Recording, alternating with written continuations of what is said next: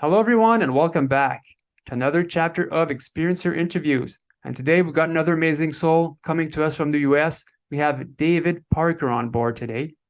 David Parker was a registered nurse for almost 40 years, recently retired. He started nursing as an OBGYN and high-risk labor and delivery, seeing patients into the world. Later, he was a hospice nurse for 17 years, seeing patients out of the world. Later on, he worked in other medical departments and retired in 2022. His grandfather reported a flying cigar object to his local newspaper in 1919. He believes that his father was part of the Roswell or some other UFO crash and retrieval group while he was in the military from 1945 to early 1950s. Per conversations that his father had with David's mother that he overheard.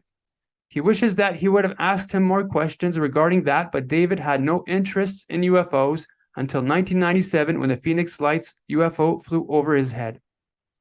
He didn't get to attend conferences or events as he worked every weekend for about 30 years.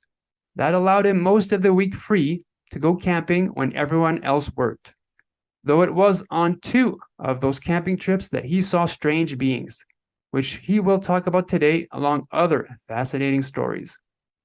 So, David, thanks so much for coming on. Hey there. Thank you for having me. Now, this is going to be a fascinating interview. Now, let's start from the beginning. Now, what makes you think that your dad was part of a UFO Crash Retrieval Unit? Um, Throughout my life, my dad would say, or would ask me, "What do you think about UFOs?" And I was a kid, and I was raised out in the middle of nowhere, um, on my grandmother's farm with no plumbing, chickens running in the yard. So it wasn't like I had a lot of um, exposure to what was going on. We got one TV channel, and that was it when I was a child. But my dad, if we'd be riding somewhere, what do you think about UFOs? And I'd say, well, maybe. What do you think? And he would pause and kind of go into a silence. It was emotional for him, and he would say, "Oh, they're out there." And I think, well, that's cool. But I didn't have, I wished I would have pushed more. But one time, it was 1965. My dad was driving, my mom's in the front seat, and I'm in the back seat. And I remember the year because I remember the comic book I was reading.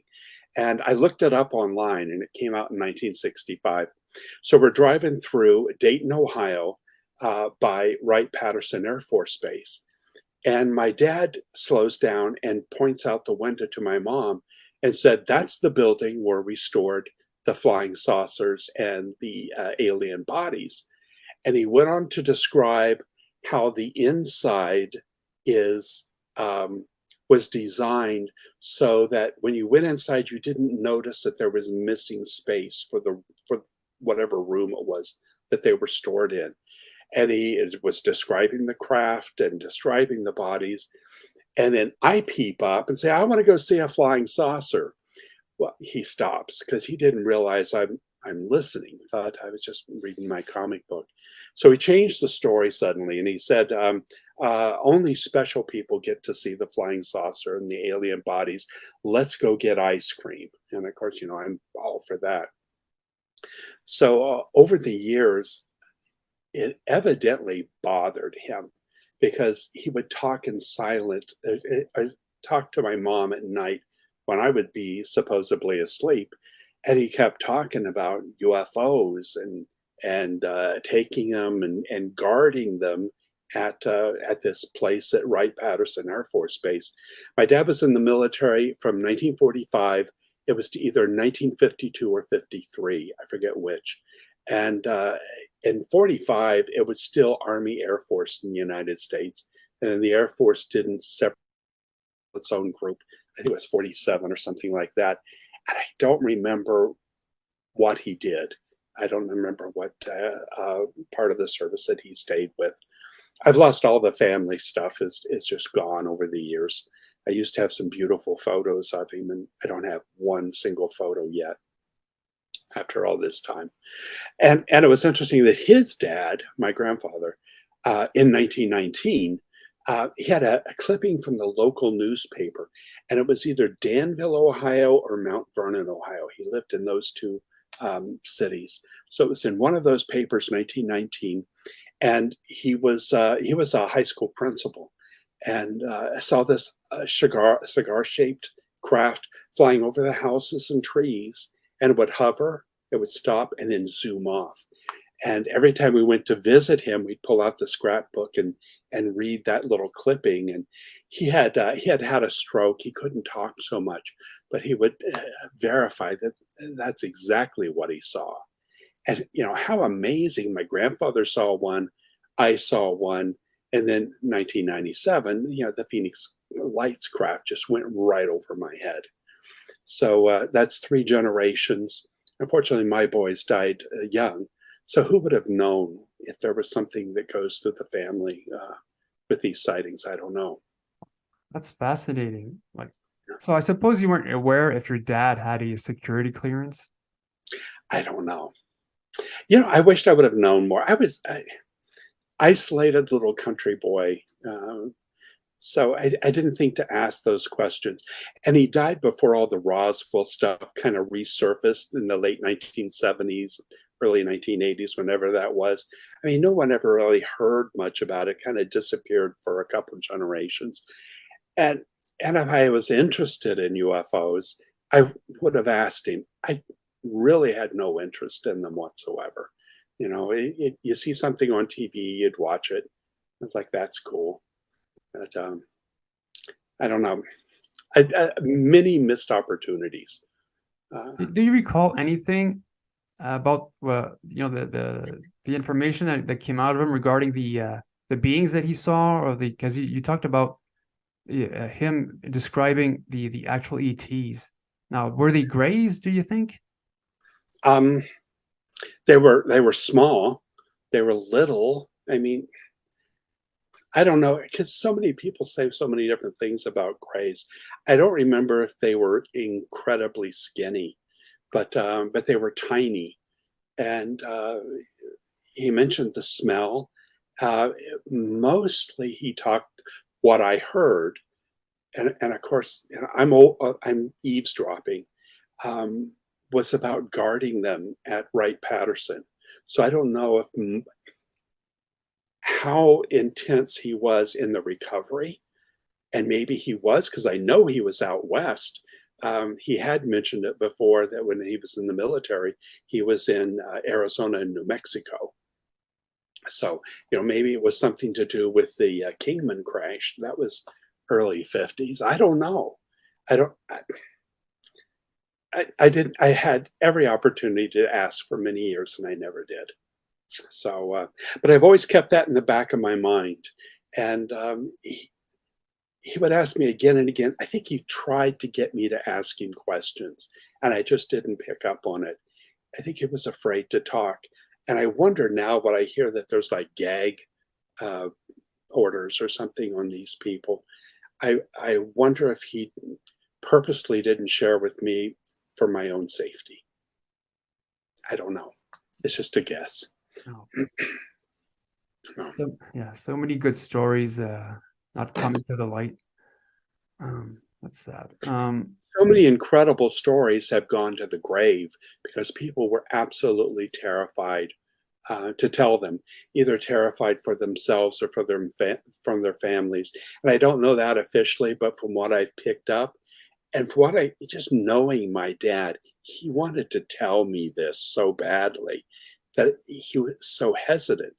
And I think it was because he's worried about me. That's the kind of guy he was.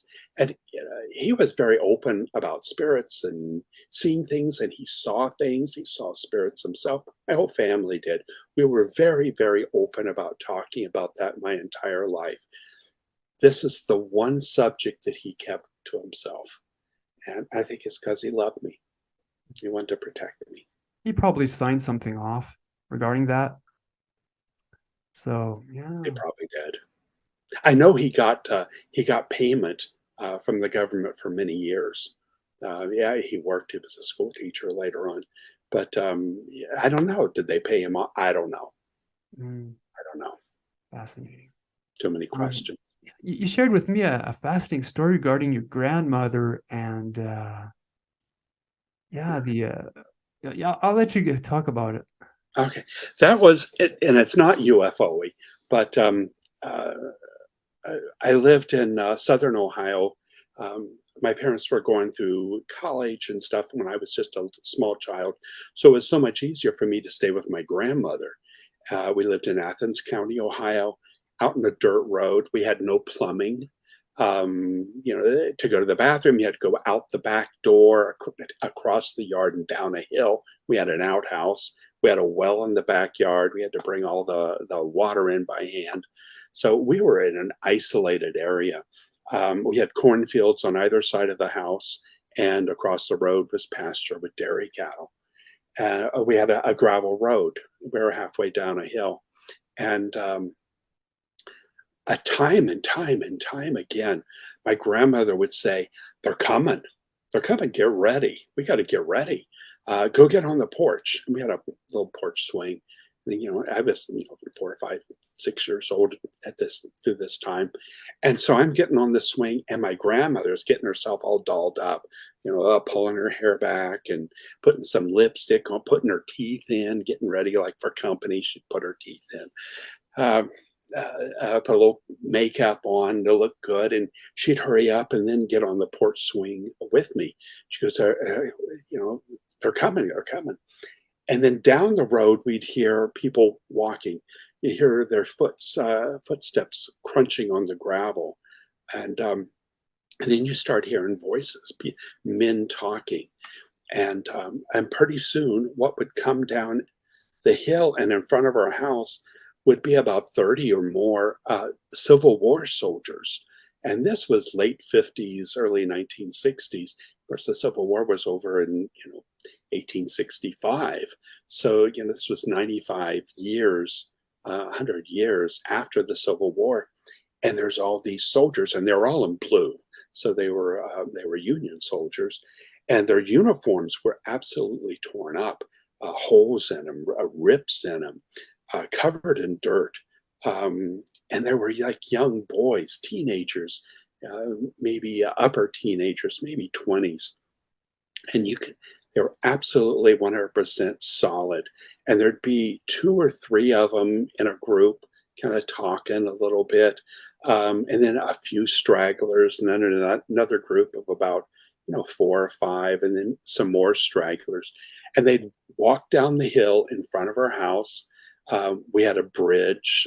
Then at the base of the hill, then they'd walk up disappear behind the barn, and then up over the next hill and just disappear over the hill. And you could clearly make out their voices, but for whatever reason, couldn't understand a word that they were saying. And I'm out here in the middle of nowhere, with a little kid and lonesome. So I would run up to the dirt road and try to talk to them. You want to come in? You want some peanut butter? We had a TV. We got one channel. Want to watch some TV? I was so lonesome to have some companionship, but they totally ignored me. They didn't. It's like I wasn't even there. And the closer I got, I could actually see the fabric of their uniforms. And if I could draw their faces. I can see some of their faces as clear as day. And they were the sweetest, youngest, most innocent looking little faces of these young men, boys, teenage boys, and just dirty and their hair greasy. And one looked like the boots had been so soiled, the toes were kind of curled up, and they were in bad shape. A couple had guns, most didn't, and they were just tired and walking and walked on and on and on. And this happened again and again and again. And almost always it was like 3 or 4 in the afternoon. So the sun was still bright. It was clear as day, solid as they could be. But it was the same thing over and over and over again. So after a while, I just stayed on the porch with my grandmother. No sense talking to them because they were ignoring me. I didn't realize what was going on at the time. But uh, and then they would just disappear, and we'd go in the house and have supper or something. It was just, my it didn't freak my grandmother out at all. She had seen spirits. My whole family saw them, and we openly talked about it all our lives. But uh, years and years later, I was watching a documentary on the Civil War, and they talked about when the war was over, they had no way to get the soldiers home. All the horses were shot, the boats were blown up, the railroad was blown up, there was no tracks. So the Civil War soldiers had to walk home.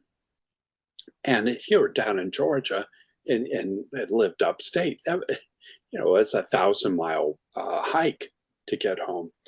And the documentary said that so many of the soldiers that survived the Civil War did not survive the long march home. And that hit me. And I feel so close to these boys because they were close to my age. And I saw them again and again and again, very up close. I was a couple feet from them, when I would go up to the road and try to invite them in. I wanted friends, wanted to be friends with them.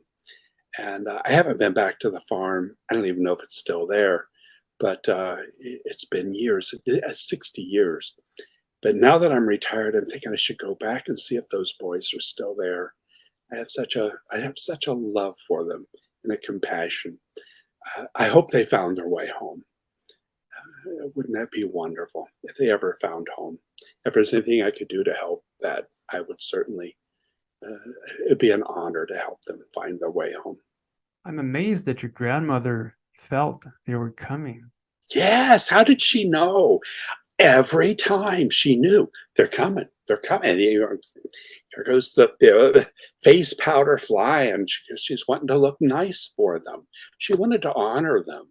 And, other people would be run screaming from something like that. Not our family, not the Parkers. We're just, well, invite them in. I've been trying to get ghosts to come in the house. So, and sometimes at night, we'd had screams in the window in the summer, and I would hear them at night every now and then. I'd hear the crunching of their boots, and you'd hear them mumbling and kicking the rocks up as they walked down the gravel road. So they did it at night too. But I saw it probably at least 50 times, and up close. And my grandmother sitting next to me, and it's just like, well, let's go watch Ed Sullivan. Let's go, okay, that's over. Let's move on. So I never asked her, where are they going? How can they keep doing this again and again? It was just like, this happens to everybody, I guess. One might say it could have been like a recreation of sorts, but having it 50 times over and over in front of your house, it's some form of spirit contact. I don't know. I wonder. We had so many things happen. Of course, we're isolated too. And my grandmother was born in 1889, and never went to school. She just had common country sense, and I think everybody around there did. I think we're more open to natural, to nature, and maybe the spirit world, just because didn't have all the distractions that everybody else has. Fascinating. So, yeah. So let's get into your Phoenix Lights story. You've got a pretty interesting. Well, you had a pretty interesting viewpoint on what actually happened. Yeah, so that was amazing, and especially for someone that's not into UFOs. I've been to one UFO event so far already. I mean, that's it. Even after that, but then I worked every weekend so I could go camping. So now that I'm retired, I'm hitting these places up. But at the time, I was working in East Mesa, Arizona. I was working at a 10-bed inpatient hospice unit. I was a hospice nurse for 17 years. And at that time, I was doing day shift. I almost always did night shift, but the night shift nurse that was coming to relieve me was just a tad late. So I didn't get on I didn't get out on time. And working in East Mesa, and then I lived in Phoenix, so it was about 25-mile trip to get home.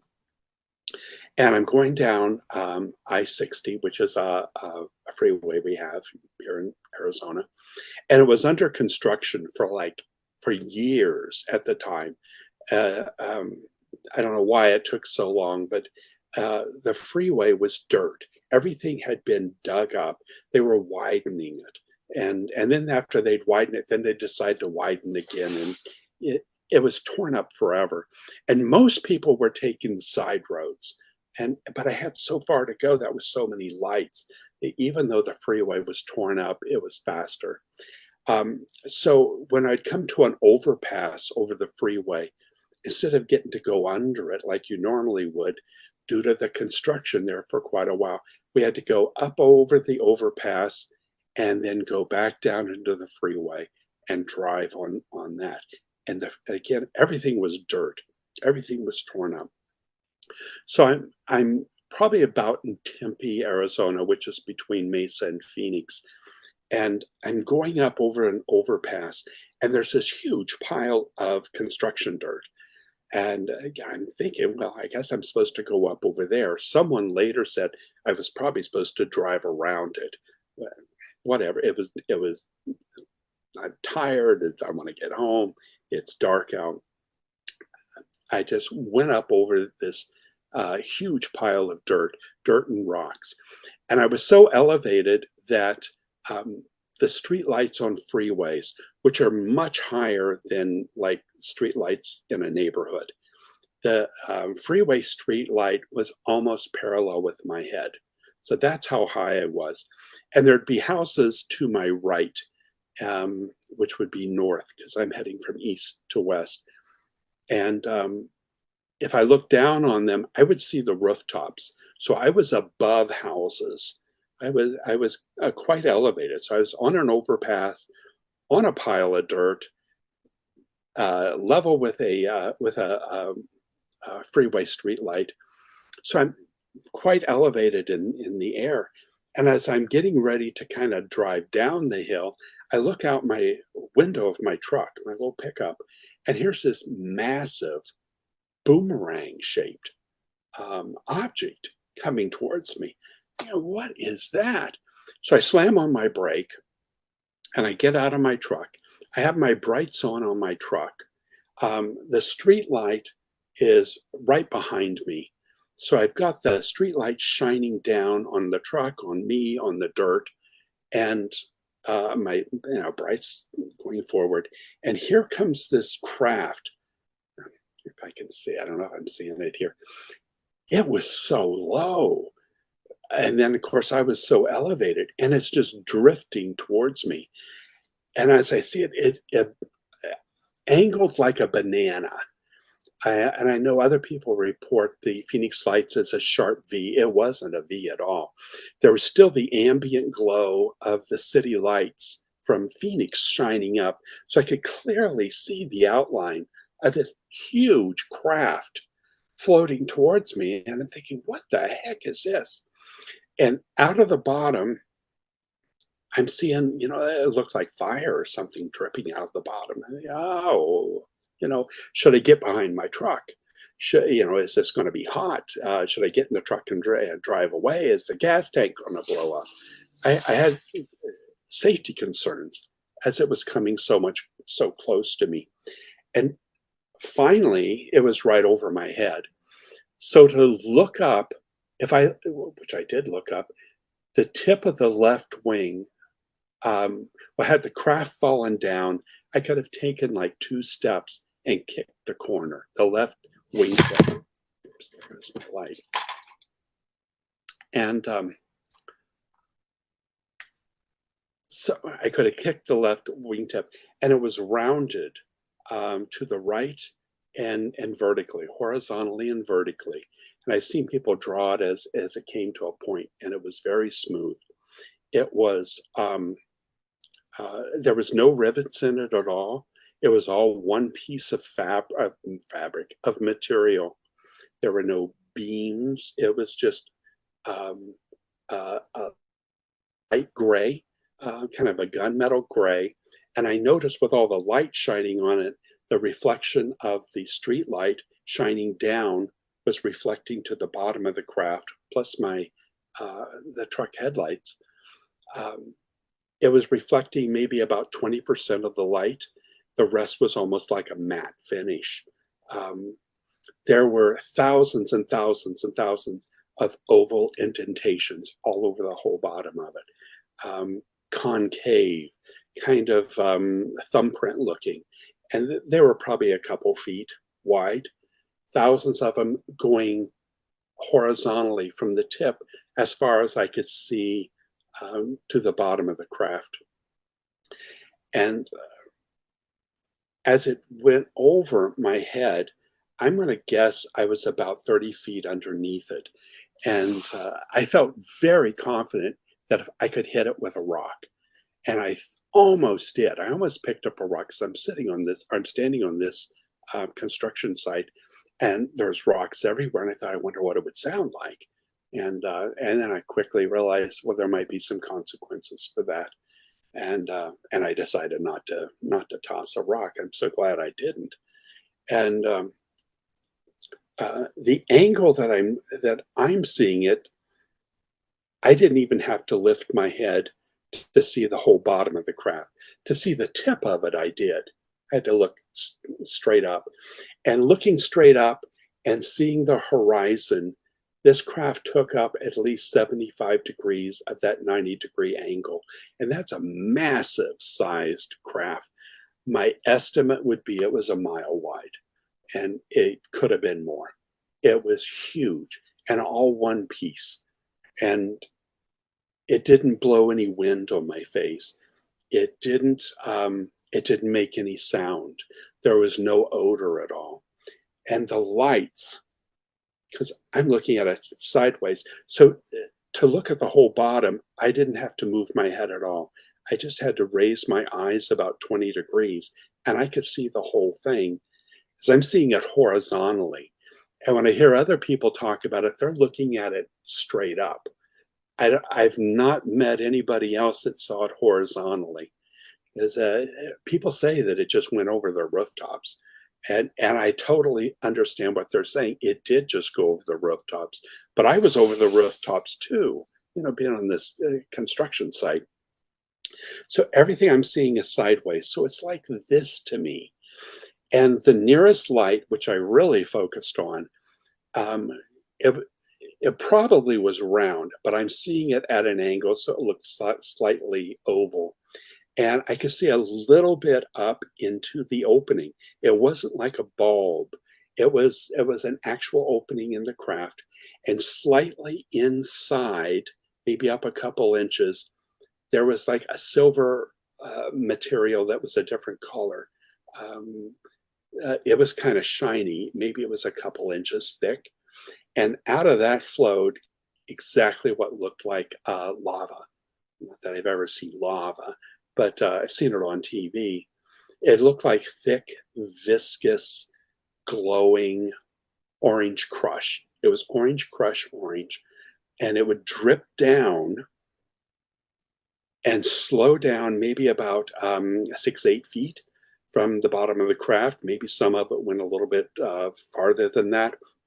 It would slow down, and then it would form like a big drop, like it had cooled down and formed a drop, and it would stop, and then it would go back up. And while some was dripping down, other was dripping up, kind of like a lava lamp, an upside down lava lamp. Um, that stuff, but it was faster than that, and it was brighter. And the thing about a lava lamp is you got the light bulb in the lamp, and that lava, whatever that stuff is in the lamp, is carrying through and reflecting that light. This stuff was actually glowing itself. It wasn't like it was reflecting light from inside the tube at the bottom of the craft, which there was a lot of light there, but it was making its own light, and everything was orange all around me. And I could see the orange on me. And when it would thin out, it would drip down and kind of stretch. And where it would stretch, it would look yellow. So, when I was a kid, my grandmother used to make taffy. That was our fun. It was she and me. I mean, what else can you do? That she would entertain me. And taffy, once it's cooled down enough, you have to stretch it. Otherwise it turns into a rock. And as you stretch it and thin it out, the color changes where it gets thin. And that's exactly what this looked like.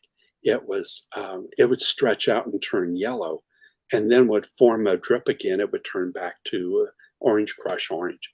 And some was going down, other strands of it were going up.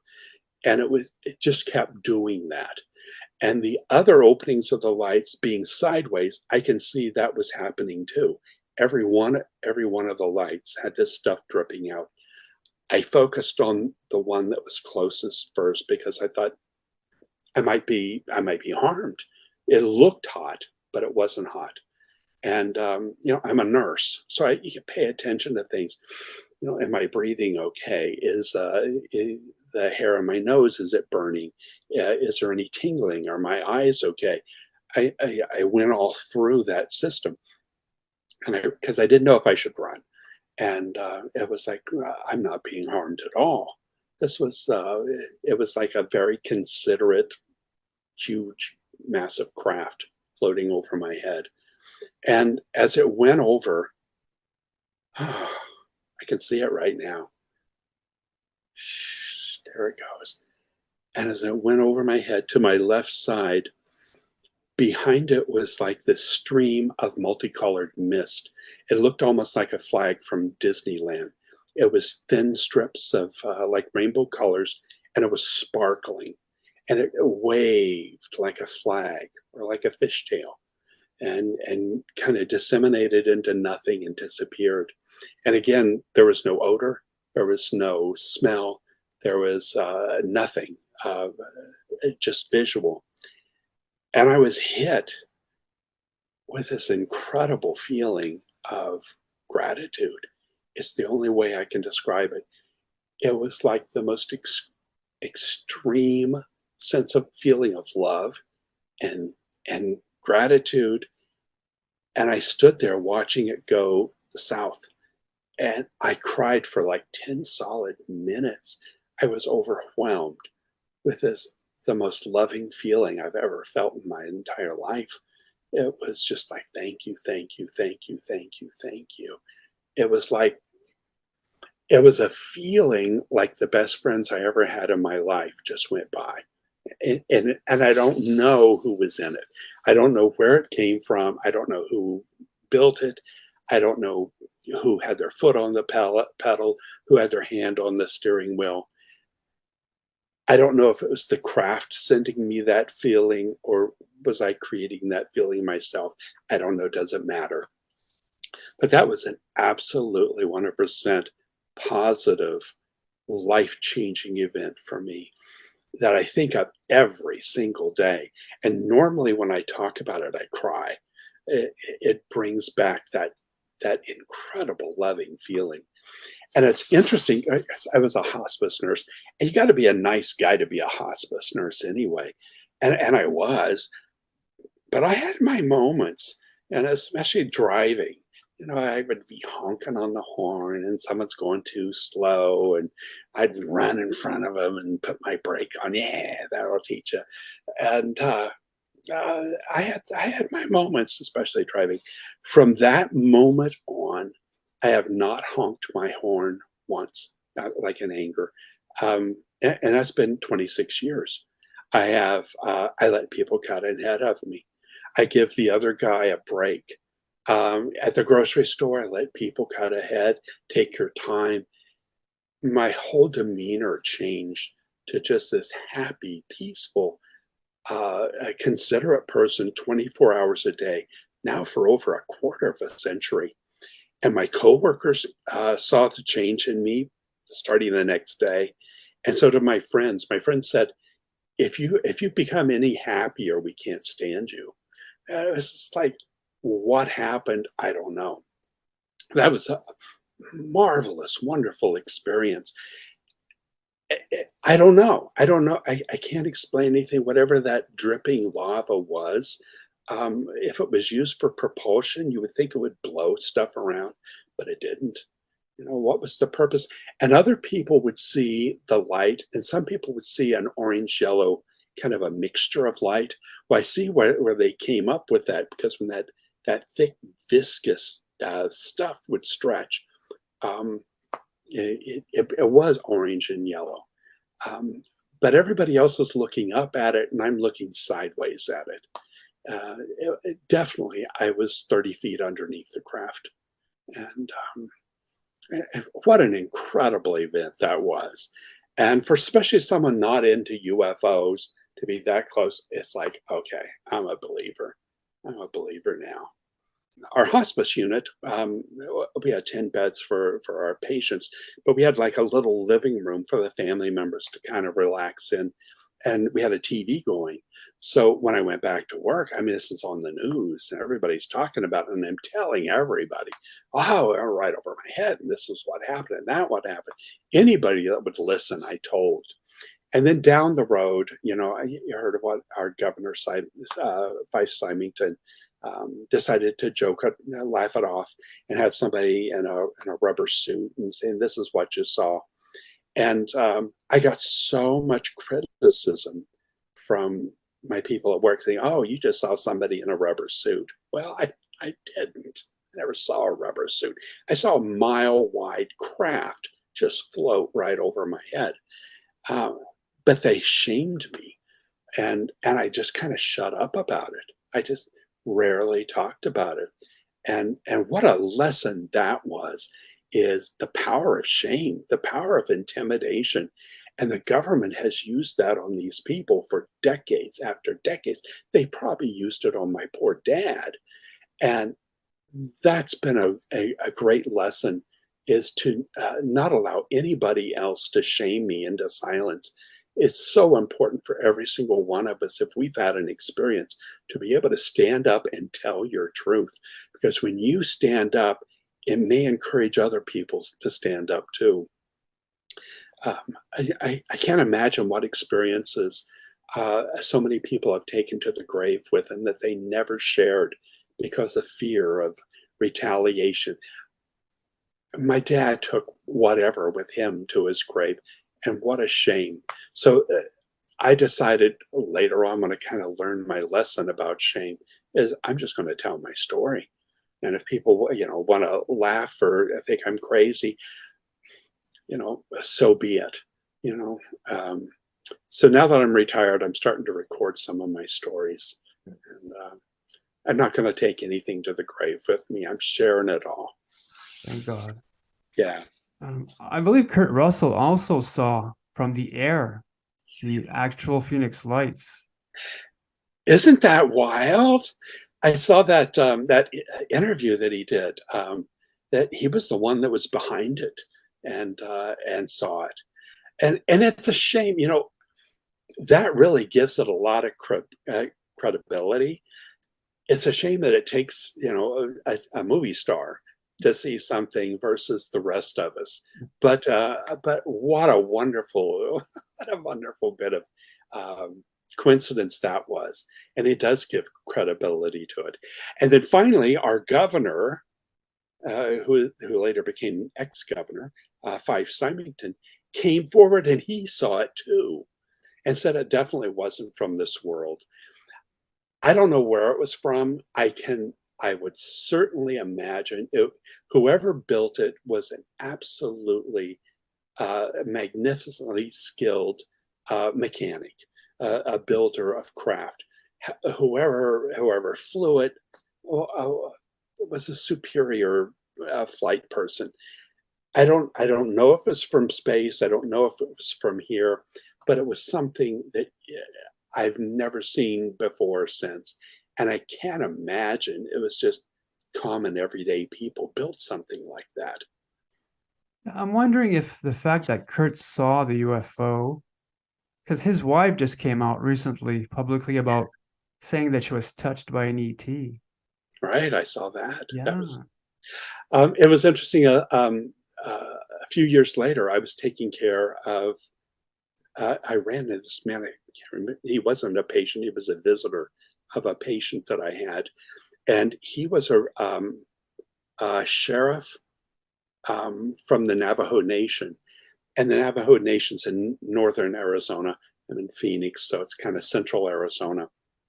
And somehow we got to talking about this. And he said that 2 nights before the Phoenix Lights craft, that there were multiple craft flying and landing on the Navajo Nation. And he said that he actually saw on the mesas, which is like a flat mountain, a flat hill, he would see craft land, and he could actually see people getting out and doing something to the craft and getting back in. And he told me, he said that his neighbors took their living room furniture out and put it in the front yard so they can sit there and watch all the UFOs in the sky and watching all this stuff land and go. And he said that they had a meeting. What should we do about this? Should we let the Air Force know? And they decided not to report it because they didn't want a bunch of white people coming on their land. I thought, yeah, I can. Yes, I totally get that. So someone else said that perhaps it was a UFO parade. Supposedly others saw craft from New Mexico across Arizona and into eastern California that same night, and that there were multiple craft going from about 8 o'clock in the evening till about 4 or 5 in the morning, mostly heading north to south. This is the only craft I saw. And I stayed up in the Arctic. Who's going to go to see a mile-wide craft and go to bed? I stayed up and I kept looking and looking, but I finally did go to bed. And I heard later that that somebody was dropping flares trying to discredit what the rest of us saw. But it wasn't fire. It wasn't flare. It was liquid. It was a liquid, a thick, viscous liquid that dripped down and stopped and returned back up. And it gave no heat. It gave no odor. It didn't muss my hair with air. My eyes didn't burn. I don't know. I don't know. I can't explain it, but it was magnificent. And of course, the next couple of days, I'm checking myself out. Is there, radiation burn or whatever? I had no ill effects. It was just 100% positive. It was a joy. It was like hitting the lottery. And I started paying attention more, to what's going on in UFOs after that. Beautiful. Now let's talk about your second sighting. That was, and again, I worked weekends so that I could have the weekday off camping. I love to camp because I was raised out in the middle of, the woods. So as a nurse, we worked 12-hour shifts. So I could work Friday, Saturday, Sunday, and then have, 4 days off in a row. And if you go camping, you don't want to camp on weekends because that's when everybody else is out camping. So I gave up a lot of opportunity to go to seminars and events and things, but I loved camping so much, I didn't mind it. So I had a truck, and it depends on where I was going camping. I would have a camping shell in the back of the truck or not. If I went up in the hot summers here, you don't want to go camping in the desert when it's 100+ degrees. So I'd go up to the mountains, and I always had a shell in the back of my truck because they had wild animals up there. And if it was nice winters, which are lovely here, and I would have the shell off and just enjoy the stars. So I finally was switched back to night shift. So I would pretty much keep that sleep schedule. I'd kind of be asleep during the day and awake most of the night.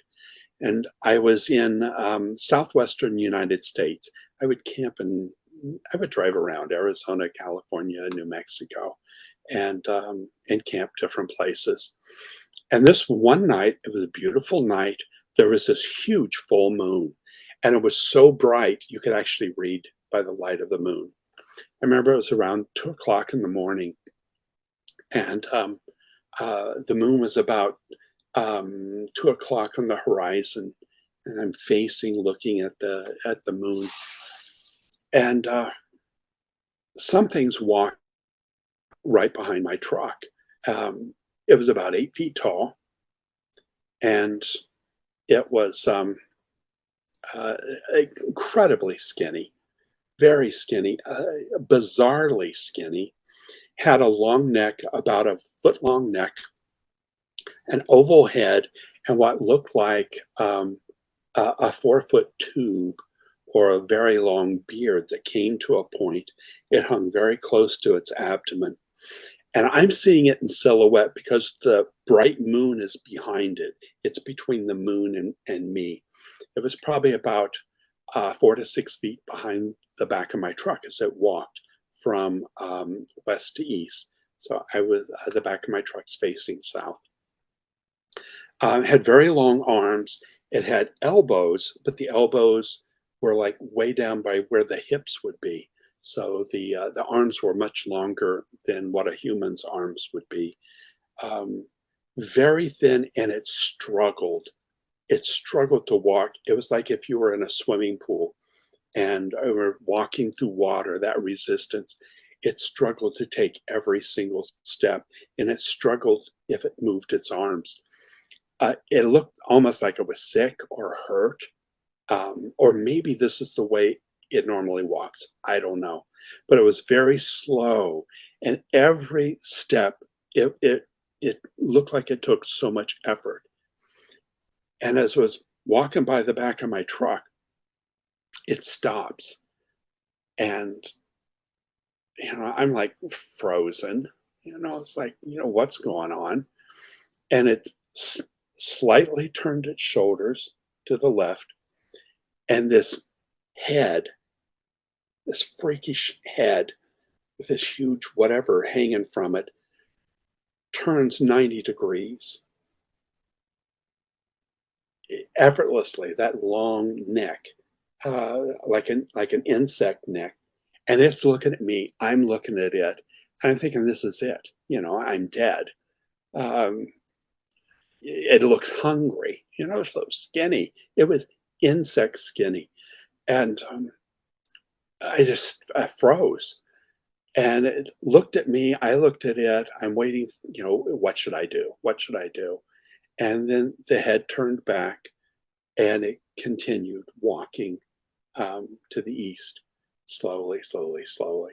And as soon as it was, out of sight, I didn't know if it was, going to circle around and grab me. I didn't know what was going on. You get the truck going. I'm backing out, and I'm heading down this dirt road. My camping gear flying out the back of the truck, and I just took off. That was it. I didn't look back, and drove and drove and drove till finally got home many hours later. And I just thought, oh, I'm never going back there again. But I kept thinking about it. It didn't hurt me. It didn't welcome me, but it didn't hurt me. And what was it? And at the time, I thought, well, maybe it's a super skinny Bigfoot. Maybe that thing was a beard, but it was insect thin. And it wasn't until later that I really, I heard about MUFON later after. And I had told somebody this, and they said it was probably a mantis or an insectoid insect thing. I thought, oh, well, then I started to research that. But a few months after this, I knew I was going to go back. I kept telling myself I wasn't, but I knew I'm going back. And I went back, and I knew the exact location. I had camped in that area before, but uh, I went back to the area and I looked around. There, of course, there was nothing to see. It was a beautiful afternoon. The weather was nice. It was on a dirt road out in the middle of nowhere, and so I kind of drove down the dirt road and stopped. I thought this would be a good place to take a hike. It's probably 2 or 3 in the afternoon, nice breeze, sunny day. And as I get out of my truck, I'm hearing all this massive digging sounds. Trucks like um, uh, 10, 15 dump trucks and backhoes and trucks backing up, going beep, beep, beep, beep, like they do. And I look around, there is absolutely nothing around. It's flat. I'm out in the middle of nowhere. I actually keep driving down the dirt road thinking there's some construction going on. And, where's everybody parked? Where's all this going on? There's nothing. And I saw nothing. So I went back to the spot where I had heard the digging. And I get there again and I'm hearing massive digging sounds. I'm thinking, what's going on? This is crazy that I can hear it so clearly, but I can't see anything. So I get out of my truck and I do it, I'm old. We used to watch Westerns. And, what did the Lone Ranger and Tonto do when they wanted to hear something? They put their ear to the ground. And, I don't know if that really works, but you would hear the clomp of somebody's horse just far away. So that's what I did. I put my ear to the ground and I could hear massive digging sounds underground. It was all coming from underground, and that's why I didn't see anything. There was nothing above ground. I'm thinking, well, that's crazy. Who's out in the middle of nowhere digging underground? And I probably had my ear to the ground, 30 seconds, 20, 30 seconds. I'm brushing my ear off and I stand up. And when I stand up, in front of me, out in the middle of nowhere, are two bizarrely luminescent, shiny white pickup trucks, huge pickup trucks. I don't know what brand they were. The windshields were absolutely black, onyx black. There was not a spot of dust on either of these trucks. And you're out in the desert for 1 minute, you're covered in dust. The tires were absolutely black. The windshield was black. The chrome on the truck was so bright it hurt my eyes, reflecting light. And the white of the paint of the truck almost glowed. I've never seen any color like that before.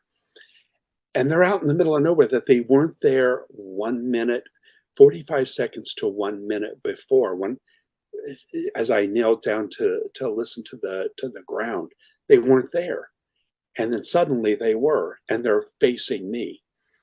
I'm thinking, wow, where'd they come from? And I thought, well, maybe I'm getting in trouble. Maybe I shouldn't be hearing what I'm hearing. So I need to get in my truck and go on my merry little way. And I turn around to get in my truck, and there's two more of these white trucks behind me. They weren't there a minute before. Huge, big trucks, and both facing me. So the two behind me were facing me, and the two in front of me were facing me. I'm thinking, oh my God, I'm in trouble. So I just try to act nonchalant and get in the truck and start it up and just slowly back away. Let's just drive down the road.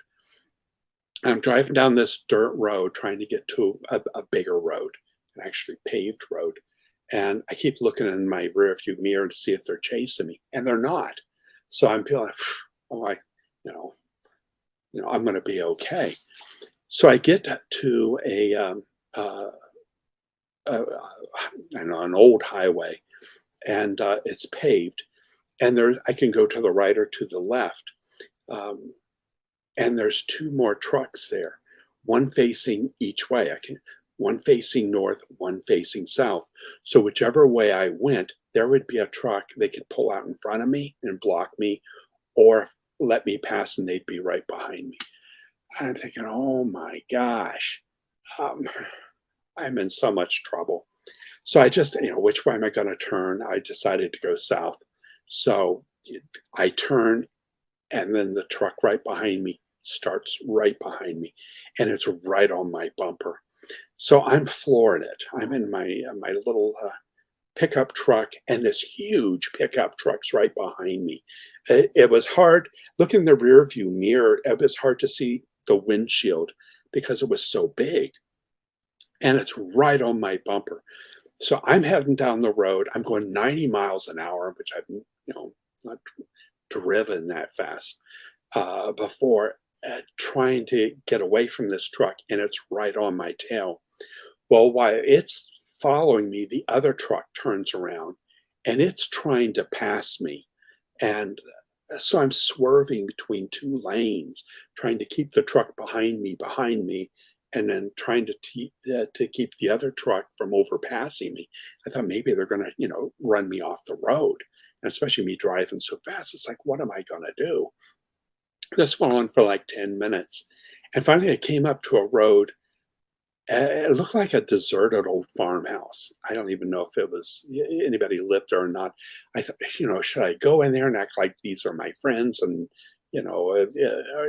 I didn't know what to do. So I decided I just went for it. I took the exit and I went to the farmhouse. And as I did, the two trucks in unison slowed down, made a U-turn, and went back.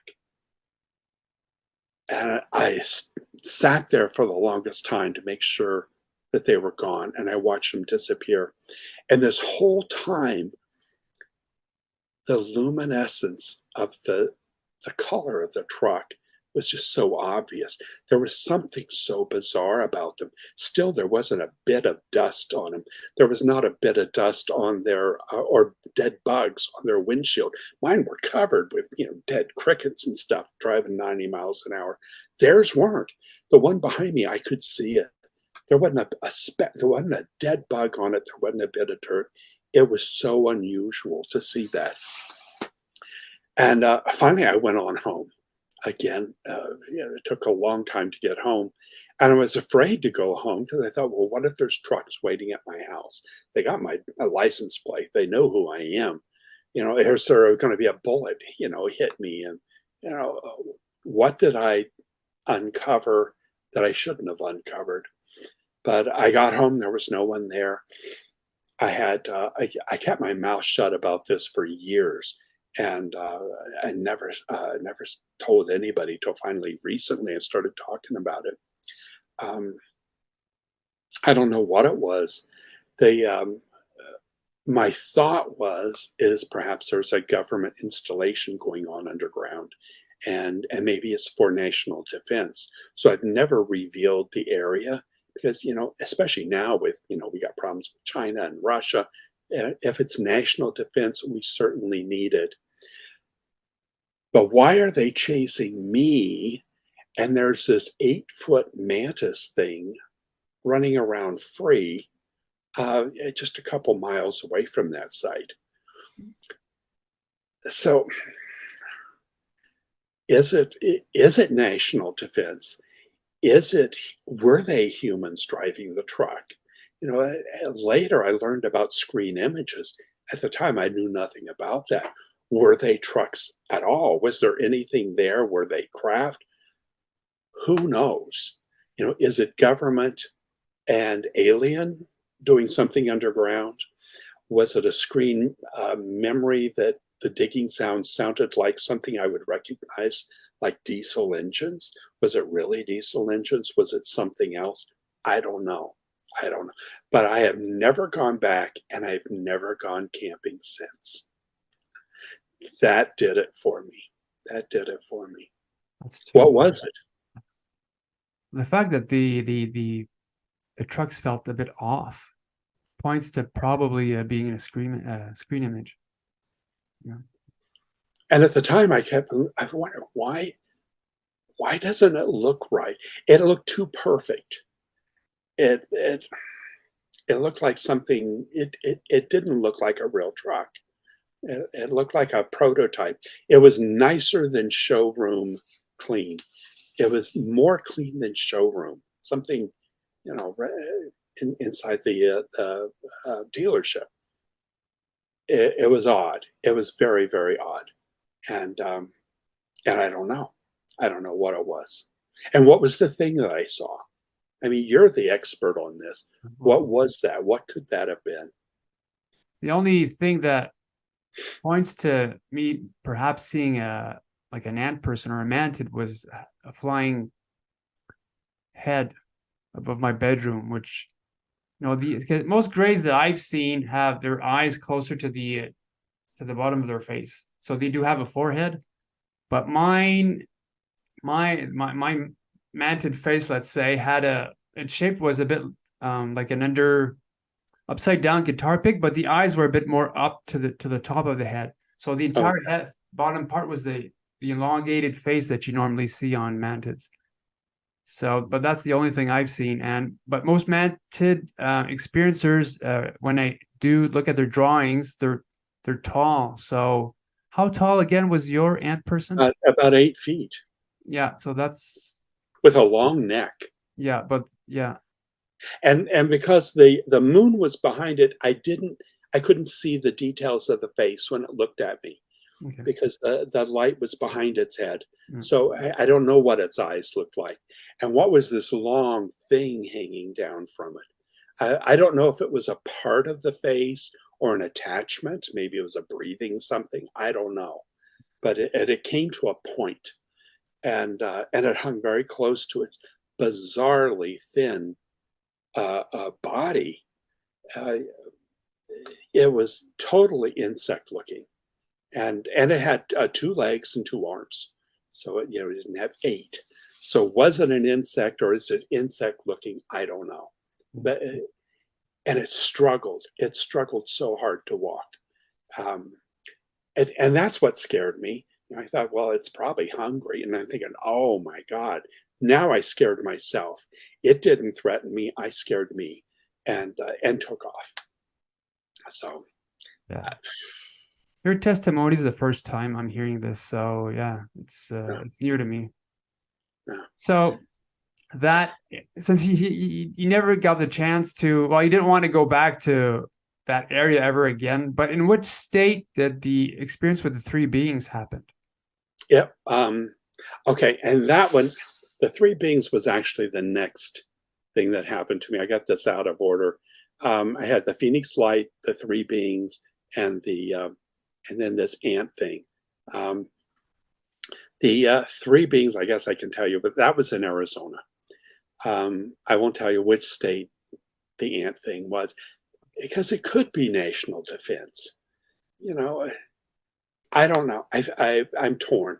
I had actually contacted Ben Hansen, who used to be an FBI agent and does UFO stuff. And I told him, I emailed him about this, and I said, I would trust if this should be disclosed or not. And if you want to investigate it, I'll give you the coordinates. And I never heard back. So I just figured uh, I'm going to do the best I can for my country and leave that undisclosed. I don't know. The 3 beings, that was bizarre. Um, and again, I was on a camping trip. I was going up to northern Arizona, and I was going to meet some friends hiking in the morning. We were going to meet around 6 in the morning, and I got there way early. I figured I'd just take a nap in my truck and uh, just be there early. It was a place I'd been many times before, and they had a large parking area, and I drove through the parking area, probably going a little too fast, and zoomed around and go to the place I always park there, just because it has a nice view when the sun comes up. And I was backing in to a parking space, so um, I'm looking in the rear view mirror, pull into my parking space, and then I look forward, and there's a parking space. There's parking on both sides, and in the parking space in front of me are these 3 beings, and I'm probably 20 feet away from them. Again, I have my headlights right on them, and I'm frozen. I've got.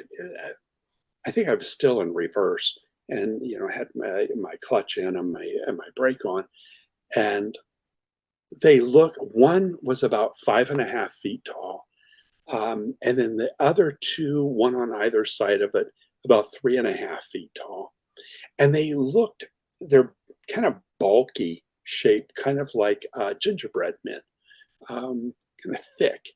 Um, the head kind of went right into shoulders and then down into a body, and arms hanging down to the side and their legs close together. It also was like a silver gray, slightly reflective, and but a lot of it was more matte, and it was smooth. It was all one piece except for what went over the face, but it had like slight little dimples in it all over, kind of random. Um, wasn't completely smooth like Gort from um, Earth Stood Still. You know, he was nice and shiny and smooth. Uh, these reflected some of the light, but tiny little dimples all over it. And over the face, it went in indented just a little bit, and then there was a frame around an envelope shape opening over where our eyes and nose would be. And it was some sort of material that was woven. It looked like a block of ramen noodles, nicely woven, completely solid over the faceplate. So they're looking at me and I'm looking at them. My bright's right on them. I'm thinking, you know, what's going to happen? What's next? I was afraid to move. I was going to let them make the next move, and then I'll decide what I'm going to do. And after about, I don't know, 30, 40 seconds, the two smaller ones at the same time turned, they turned to their right and started to walk off. Now, the smaller one's probably about as wide as I am, um, short and wide. And this looked like, I don't know what a spacesuit looks like, but I would say it was a spacesuit. I don't know if they're from space. I don't know where they're from, but it was a suit that covered them head to toe. And they were big and bulky when I looked at them face to face. But when they turned to their right and went sideways, they looked about half an inch thick. And they walked like stick figures. Walk. And that just looked so freaky. That freaked me out. And as they started walking to the right, the taller one stayed there and just was staring at me. We were doing a stare down. And I just think, I'm out of here. You know, so I put it in forward and off I go. And I slow down a bit and I think I should go see if they have a craft landed. And then I thought, no, no, you know, just get out of here. And so I took off and I stood up my friends and I drove home. But the bizarre thing was, well, all of it's bizarre, but I came originally from behind them and then I went by their left side and I pulled right in front of them, going really fast. I don't know if I caught them off guard, and I don't know why they look so thin. My guess is maybe it was some sort of a camouflage, because if I had just came up on them and they had stood sideways, they would have blended in with the weeds in the background, and I wouldn't have seen them at all. It was a perfect camouflage. But since I saw them turn, and as they turned, they got thinner and thinner and thinner. And finally, I'm looking at them totally sideways. Um, I could see the outlines and walking like stick figures. And I was like, I'm out of here. Out of here. I don't know what it was. They didn't threaten me, but they didn't welcome me. So just cutting my losses right there, and I'm done. And I did go back to that spot. Um, it was shortly after these experiences that I went online and I discovered MoveOn. I didn't know anything about that stuff. And finally reported it. And I went back and took pictures of where they stood. I have no idea. No idea what they were. They didn't hurt me.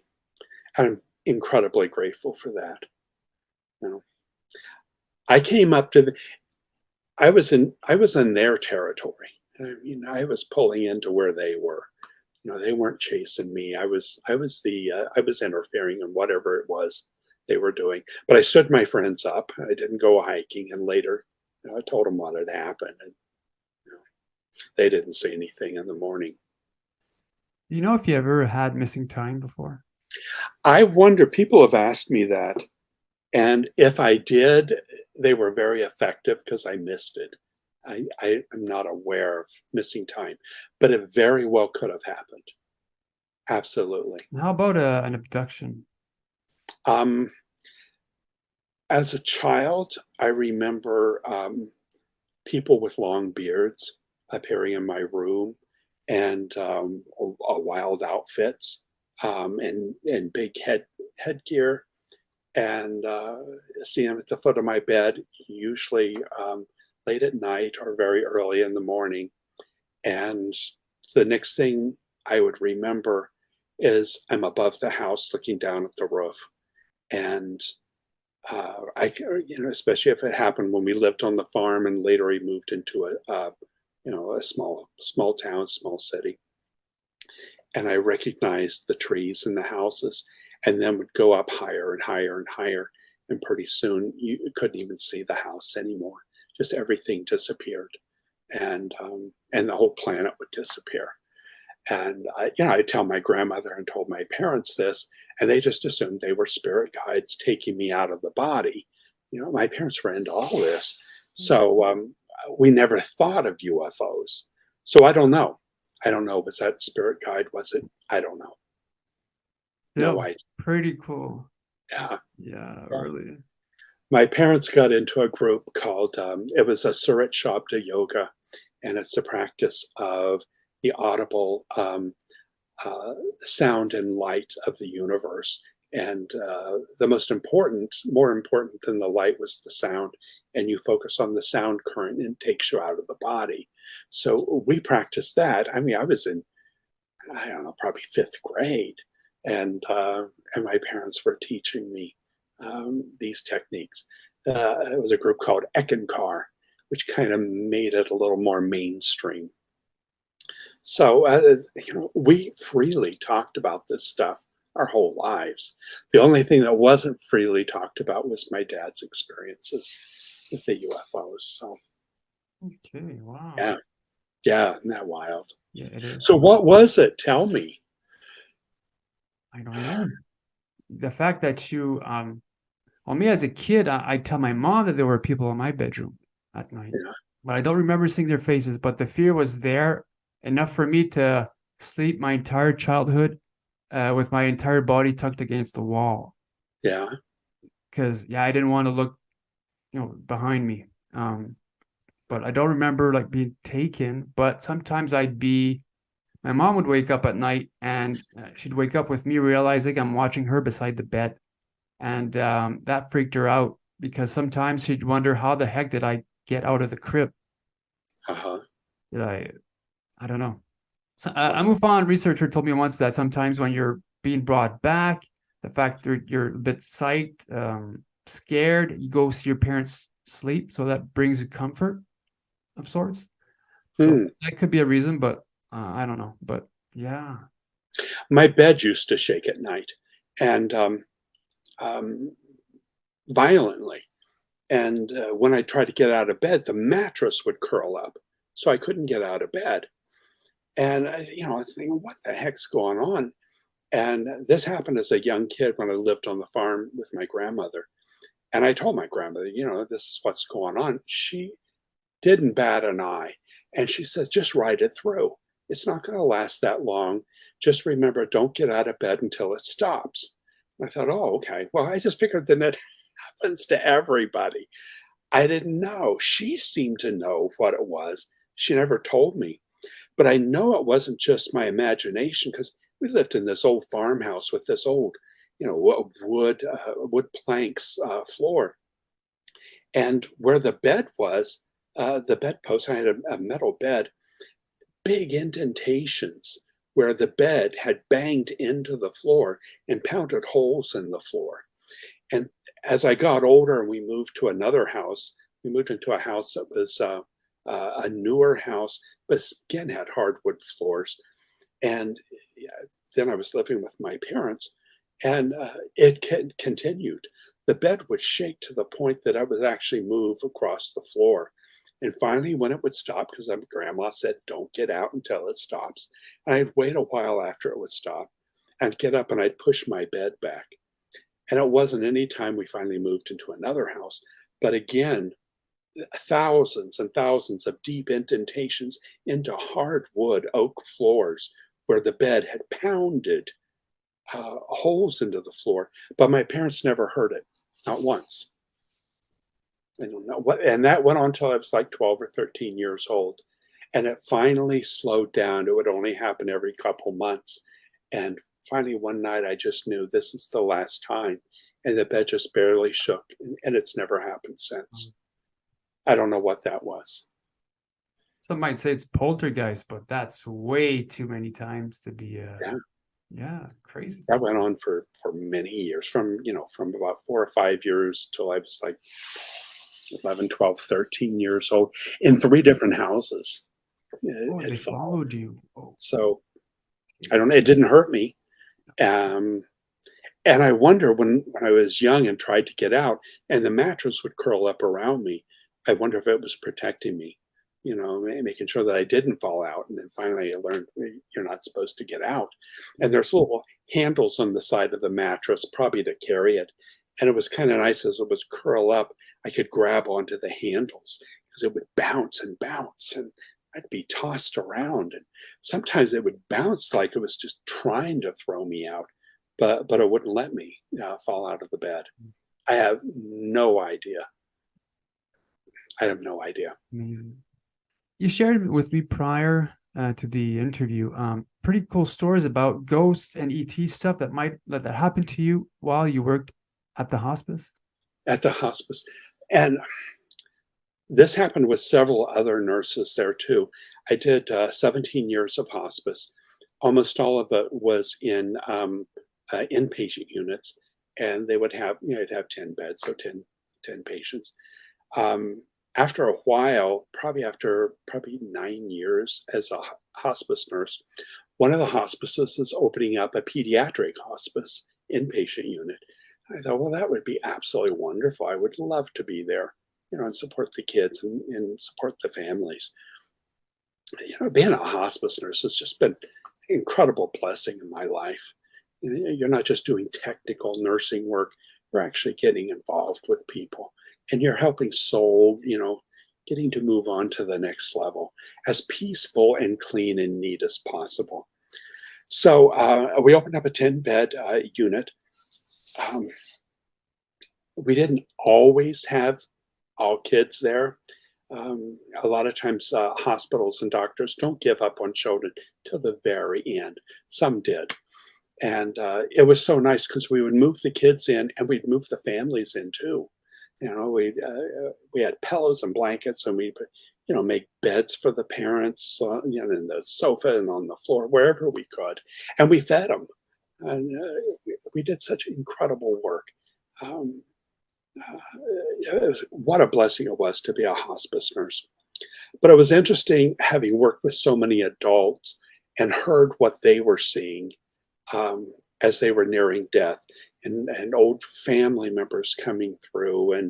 And I saw quite a few things too. Um, and I've always been open to it. So uh, it, it was like I should be working for free, these experiences that I'm getting through my patient's death. And of course, it was very important to allow them to die the way that they wanted to, not the way we thought they should. So a lot of these people would refuse medications. So you can't just say it was narcotics and hallucinations, as many of them didn't want that. A lot of people wanted to be as conscious as possible up to the very end. So I truly believe the things that they saw, and I totally believe the things that I saw. But it was interesting that the children were seeing things totally different than what ch- child hospice patients were seeing things different than adult hospice patients were seeing. And not all of our children were on narcotics either. We took them. We took our patients from newborn up to 17 years old. We had loads of newborn birth deficiencies. Um, And of course, those kids couldn't talk.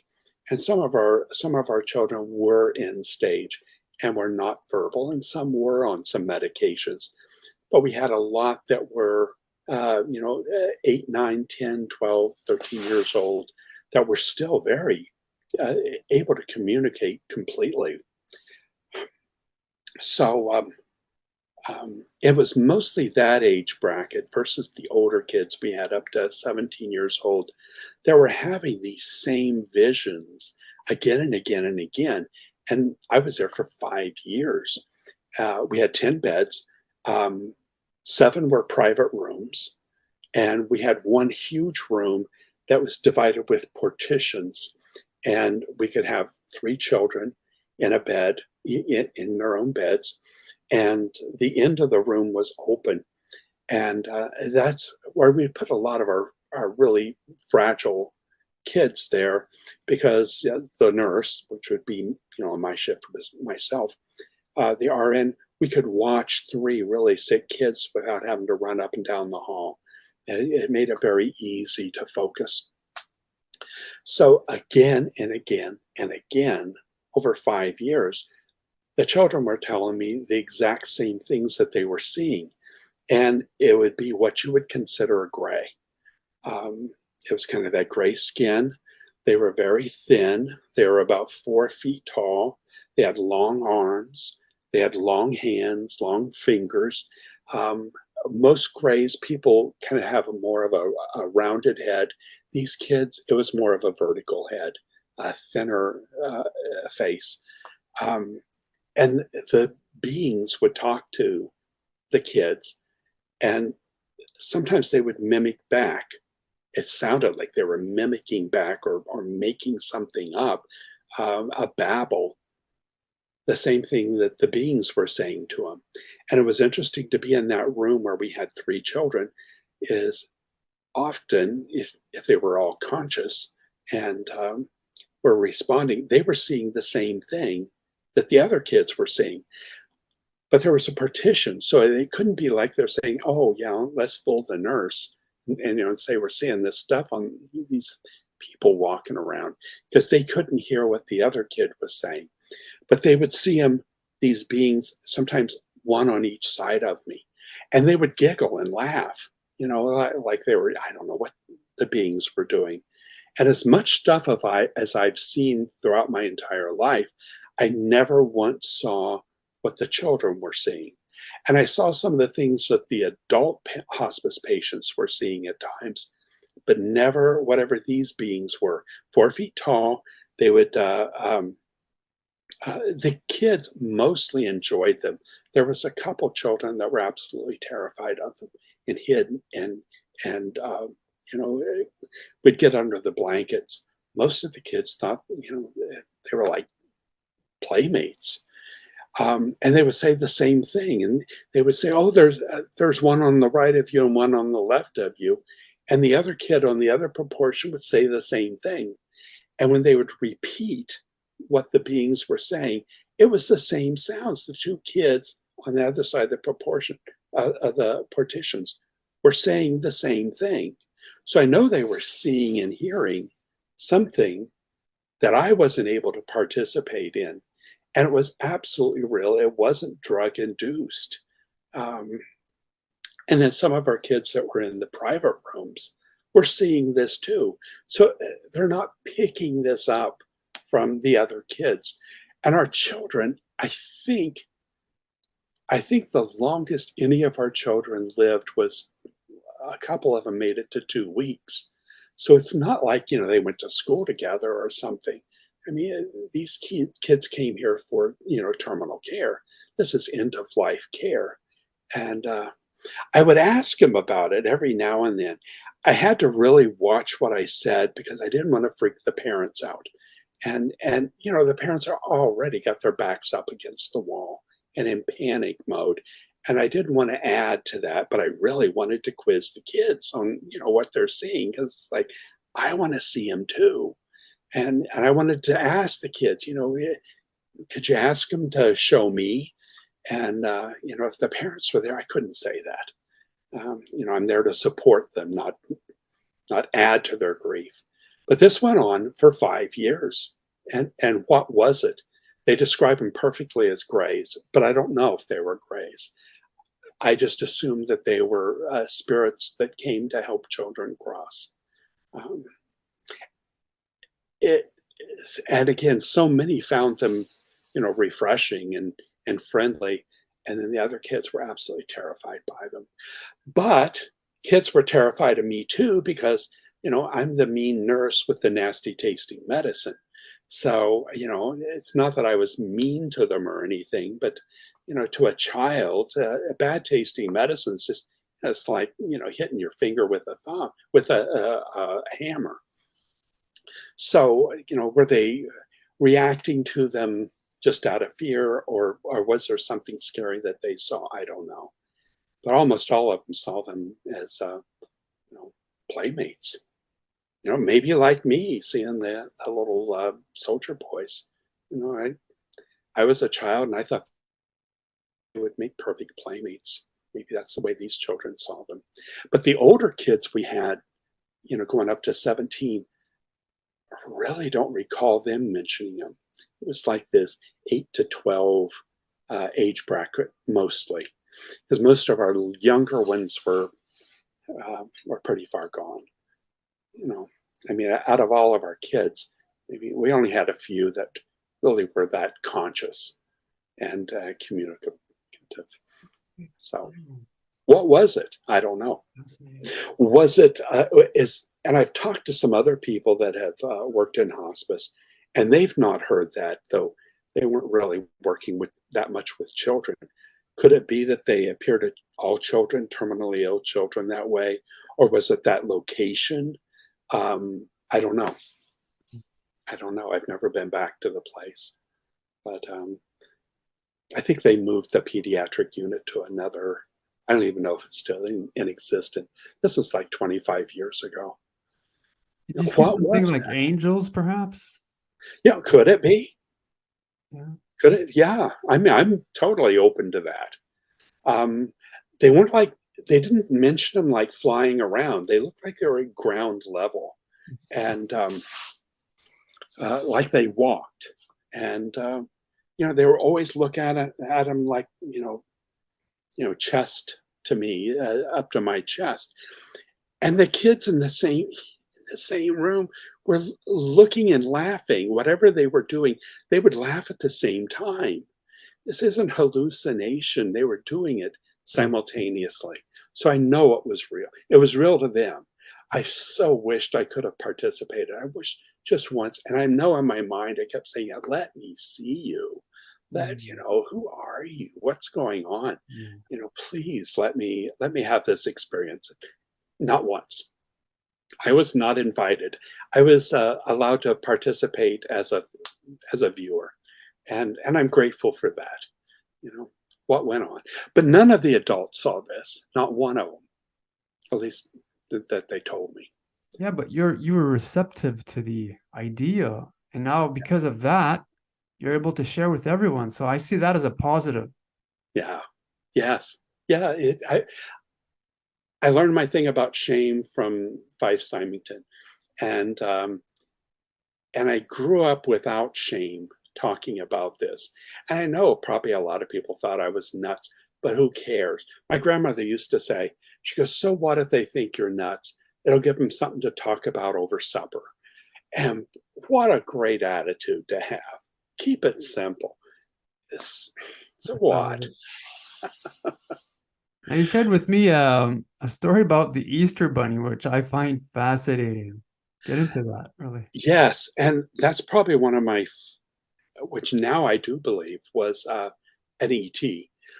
And I sat on this story for probably nearly 65 years because it didn't make any sense. The only person I ever told it to was my grandmother. And this is so bizarre. I went to my very first, my only UFO event right after I retired. So it was October of 2022 in Mesa. They had a thing called the UFO Congress. And it was 5 days. And I was there all day long. I just sucked it in like a sponge. And they had these events called the experiencer events, which I didn't know what it was.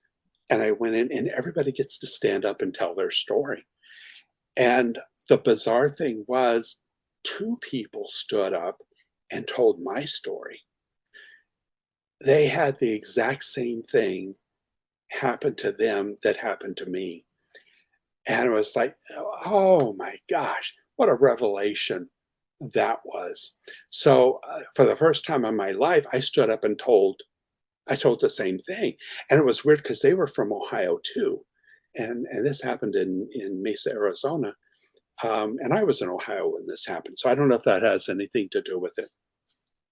But since then, I got on social media and I told the story. And after that, I've talked to uh, about 3 dozen people that had the same thing happen to them, but a different character. So anyway, so here's what happened. It was probably about 1958, 1959. I'm in Athens County, Ohio, living on my grandmother's farm out in the middle of nowhere. We had chickens everywhere. Cornfields, we're surrounded by cornfields and cows. I don't know what morning it was. It was probably about 8 or 9 in the morning. I'm on the front porch. It's a nice day, a little bit of a mist, a sunny day, and the chickens are running around, and all at once they freak out, and they ran. They ran under the house. They ran into the cornfield. They ran into the gravel road and into the pasture where the cows were. They ran everywhere, even the rooster. And I have never seen that happen. And chickens aren't chicken. I mean, we would get snakes in the yard and the chickens go attack it and peck it to death. And once we had like a feral, a couple times we had feral dogs, wild dogs, would come up and the chickens would go attack it. They were like protecting us. Whatever the chickens saw terrified them. And that put me on alert. I'm looking around, it's like, what scared the chickens? So I look around the corner of the porch, and here from the side of the house comes what it looks exactly like a stuffed Easter bunny, a toy. Um, it was probably about 2 feet tall and then like a foot tall ears. It was blue on the back, had like a white tummy, its little arms and legs sticking out, little button eyes. The inside of the ears were pink. It was like a pink satin. And it had like a goofy yellow ribbon tied around its neck into a bow, but the bow was like hanging down and it was off. It was tied poorly. And the Easter bunny was kind of soiled, kind of had some dirt on it. And, it didn't look brand new. And it was kind of tilted off to one side. And it looked like somebody was holding it. I couldn't see anything behind it, but like if you're playing with a kid or playing with an animal with a stuffed toy, you would hold it in your hand and make it bounce around. Oh, here comes the Easter bunny. Boo, boo, boo, boo. That's the way it moved. Like something behind it was making it appear animated. I'm looking at it and thinking, oh, well, that's that's different. And it started to talk. And it had a sewn mouth. So the mouth didn't move, but there was a voice. And I'm not sure if I heard it with my ears or with my mind.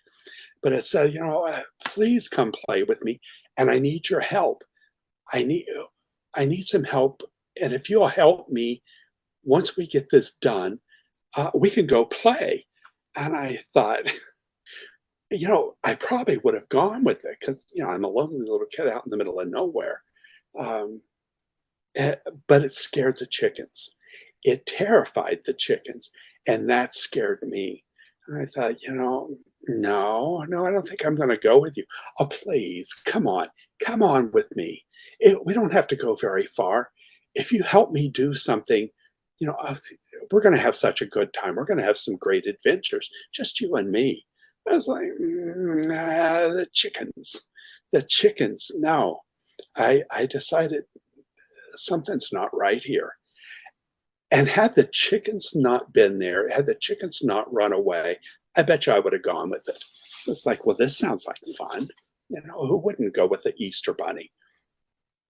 So I didn't do it. And it kept saying, come on, no, no, no. And I'm backing away from it. And as I start to back away from it on the porch, it starts moving backwards. And I thought, okay, okay. So it was out of sight. So I'm on the front porch. It's kind of out of sight from the side of the front of the house. And I'm wondering, what's it doing? So I kind of grab onto the side of the house and I swing my head around to see what it's doing. And it's now turned around. This is so freaky. So I'm seeing the back of the Easter Bunny, which was blue, and the ears sticking up. I'm seeing it like from the chest up to the tip of the ears. And the bottom of the Easter Bunny, and this Easter Bunny's floating about a foot or so off the ground through this whole thing. I saw clearly what looked like about a 2.5 or 3 foot dinosaur.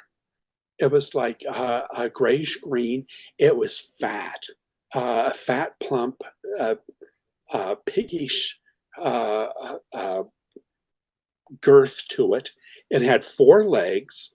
It walked on all 4, and it had spikes coming out the back, from the back, back of the neck, down its back, and down a tail that drug on the ground. And I couldn't see the head. It looked like the head was kind of low, so I could see the shoulders, the back, and the tail. I could see 4 legs, and it looked like maybe the snout of whatever this dinosaur was, which I never saw, was stuck in the back of a stuffed toy Easter Bunny. And maybe that's what animated it to move around like that. Someone else later said it might be morphing from what looked like a stuffed Easter Bunny into its natural form. And I'm thinking, what the heck is this? And I watch it walk off because I want to make sure it wasn't turning around and going to come and get me. And it went around the corner of the house. Well, I run in and tell my grandmother, God bless that woman. She was the most incredible person. And she grabs a gun because we're out in the middle of nowhere. We have guns everywhere sitting around. You never know when you have to shoot something. So here's this old lady grabbing a gun and totally believes me, and runs down the step and runs around the side of the house and disappears around the corner. And I'm thinking, should I go get a gun? What do I do? And pretty soon she comes back and she just says, if anything, a man or whatever tries to get you to go with it, do not go with it. And did she see anything over there? I don't know. If she did, she was protecting me and didn't say. And I just stayed inside for like a couple of days after that. And she was constantly looking out the windows. And after this happened, I don't know what it was. And it took like another hour or so, 30 minutes to an hour for the chickens to start to come back. And they were freaking out for like days. They were freaking out. So I know this wasn't my imagination. I hate to say my witness was chickens, but the way they reacted, I'm a farm kid, that they were absolutely terrified. And I thought, what was this? I can't go on telling people I'm seeing Easter bunnies. Oh, here's something. Oh, I'll bring it up later. So when I went to that UFO Congress, like 65 years later, and people are telling me the same thing. The 2 people that stood up saw the Easter Bunny too, but they saw it as an animated cartoon. They were younger than I was. And exactly like cartoon characters, and said the same thing. Come on, we'll go have fun. I need some help. You got to help me. But then, we're going to have a blast together. And neither of them went. So this one guy said that story, and I'm freaking out, thinking, oh my God, I got to talk to him. And then when he sat down, the next person, the experiencer, spoke up. He said the same thing happened to me. And again, it was cartoon-like. I saw a stuffed toy. And these guys were probably 20, 30 years younger than I am. And exact same thing. So finally, I stood up and I told my story for the first time in, over 60 years. And we got together and we talked about it. And then when I put it on social media and all these other people were telling me their stories, they were all like animation, cartoons, and moving, not a stuffed animal. And finally, it kind of came to me, I grew up in the middle of nowhere and we got one channel. So I wasn't used to seeing cartoons. And now and then I would see a cartoon, but people would drive by our house and leave sacks of clothes and stuff and then drive off real quick, because we look so destitute. And they'd leave like sacks of groceries and food and stuff and then drive off. And my grandmother would never let me run up to them till they left because, I'm sure we looked scary. Um, but the only toys I ever had were used toys. I never had any. The only clothes I had were used clothing, and so an animated cartoon would mean nothing to me, but a dirty, soiled, um, stuffed toy, uh, a poor kid, with no shoes in the country, that made sense. So it totally appeared to something I would recognize, and I would think, this is, a poor kid toy. Um, so I don't know what it was. I don't know. Was it uh, a reptilian? But it was interesting. Of like the 3 dozen people I talked to, somebody else I was talking to, she did go with it. All the others, none of the others went with it. Oh, somebody else said it was Captain Crunch that tried to get him to go with him. Somebody else said it was a Ninja Turtle because they were much younger, and that's what would have been, popular to them. Woody from Toy Story, was that it? Whatever. Somebody saw that. Um, what I saw was in the late 50s. I mean, these people were seeing this stuff probably in the 70s and 80s when they were kids. But this one woman, and we've talked, it was interesting. She saw Santa Claus and she would go with him, and she had such bizarre stories. Um, but the thing about getting in the sleigh and going to the North Pole, Santa wouldn't let her jump in the top of the sleigh where you'd get into a sleigh. But there was an opening at the back of the sleigh that was a round door, and she would have to crawl through that. And she said once, oh, this is freaky. Once Santa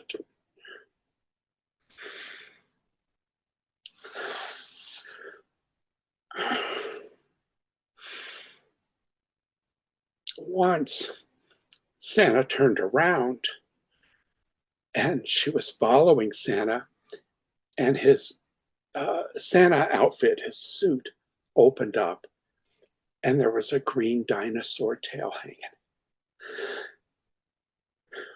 And she hadn't heard my story yet. And I was like, oh my God.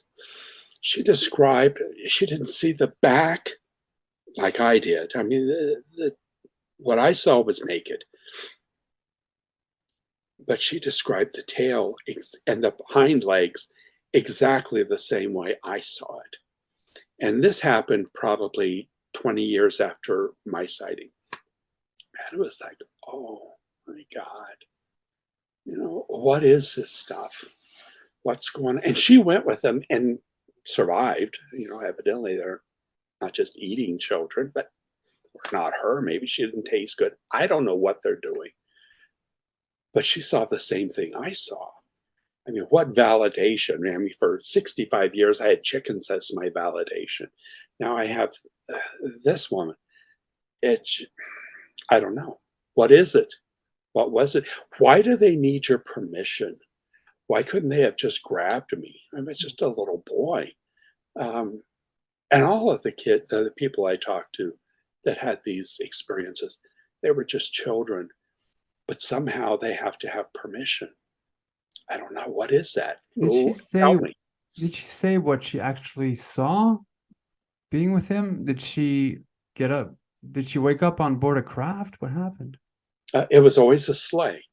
It always appears as a sleigh, but she had to enter from the back of the sleigh in a little chute, not jump in the sleigh like, the Hmm. elves did and Santa would. Um, so it sounded like it might have been a screen image and she had to go through the door.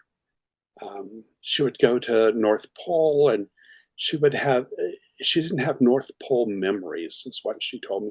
I'll ask her if she would maybe talk to you, if she'd be willing to. But they weren't necessarily pleasant experiences that she was having. And this went on for a couple years with her.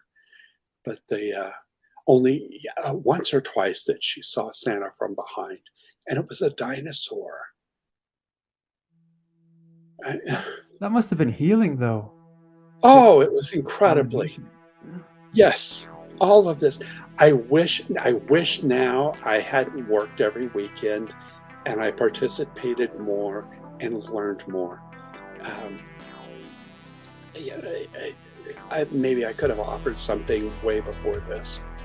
Um, this has been life changing for me. Very healing to hear those people, and then to be online and hearing these other people telling the story again and again and again and again. We've been at this for almost 2 hours, David. So let's call it a day. Okay. So thanks for coming on. You've been an amazing guest. Thank you for all the details that you shared with us. Got an amazing story, and you're a natural speaker. Oh, okay. Great. Thank you so Yeah, much. Well, it's been a pleasure. I'm glad to share it. I hope it helps somebody. me too.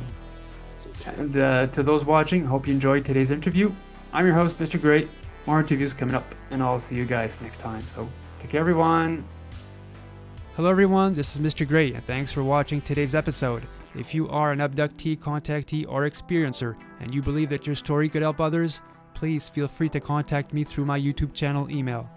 When it comes to experiencers, the ET phenomena, and the future, remember, truth will out.